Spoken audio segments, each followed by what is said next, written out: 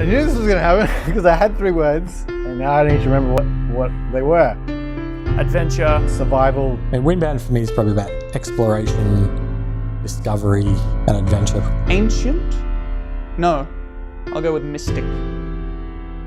Windbound is a crafting survival game that marries the experience of the open world, procedurally generated experience with a story and narrative that drives you through the whole adventure. And coupling that with you being on a boat, carrying your base through the whole thing as you go, makes it a really unique experience. So when we started, we basically just had Kara, the protagonist, collecting resources, crafting slings and bow and arrows and kind of things like that. That was great, but at some point, Mitch looked out onto the ocean that was surrounding the island and said, well, I kind of want to go out there. So at the beginning of the game, Kara finds herself shipwrecked and basically just needs to survive. She comes from a people who have made their living off the land. They're hunters and gatherers, but then they also, just as much as important as the land to them is the sea. We wanted her to be a character that was able to survive in the situation. She isn't completely out of her depth.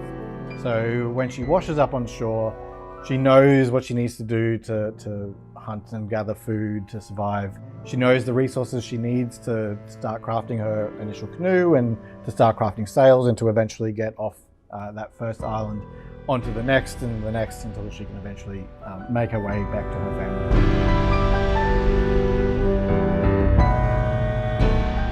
Early on, when you first start the game, you'll more or less see the same types of islands. So it is procedurally generated, but then as you play through the game, there'll be more types of islands with different biomes and different visuals and lighting.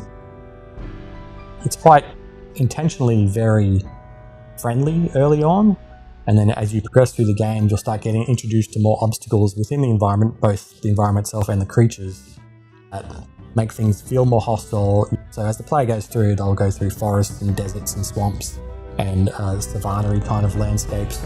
And every player will see that differently, going more into the belly of the beast as you're going through it.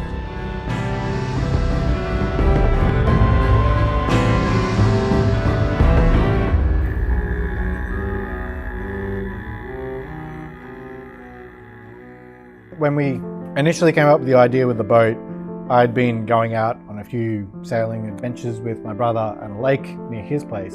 And as soon as we mentioned the idea of putting a boat into the game, I immediately wanted to try and replicate having that experience of really raising and lowering the sails and tightening the sails in and out. Once you get your head around how that actually works, is really rewarding and a really fun experience.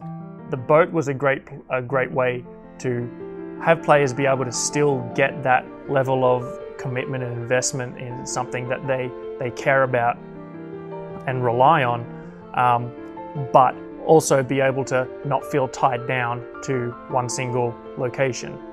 Obviously there are still risks involved, like you've got reefs and you've got rocks and you've got waves and all that sort of thing, which don't play nice with a boat, but you're never tied down to one place. You rely on your boat to not only collect resources, but it's also your way to get back home, ultimately. Working on the creatures especially, I think is probably my favourite part, as well as being the most challenging. They've all got this level of kind of a bit of familiarity, but they're also very obviously distinct and different from the things you might expect to see. The blink, the sort of little rabbit thing, that's actually just me going like, and you speed it up, you get this sort of thing. Rather than being covered in regular fur, you'll see on their ears, they've got like these sort of, we call them blink fronds. They're almost like a feathery type of thing. And you'll use that for crafting crafting your arrows and things like that. The pond wampers, which will fire toxic sort of sludge at Kara and temporarily poison her or anything else that's around. It's got this big burp, it does. And so I actually had to do this sort of sound and slow that right down. And then it sounds like this giant, tremendous burp.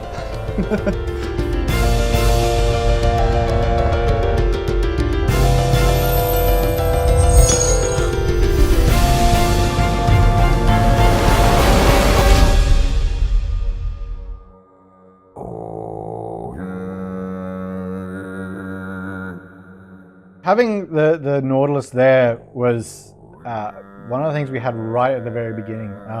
The idea of having this big creature that played some part in the story and how you got through the world was something that was there right from the very beginning.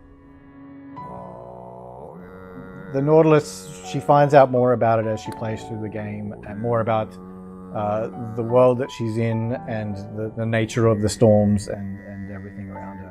It's obviously got a lot of power behind it. It's something that gives the impression of being ancient. Perhaps doesn't take kindly to the presence of Kara or her tribe sailing so closely. I would hesitate to say more than that without just telling you what happens at the end.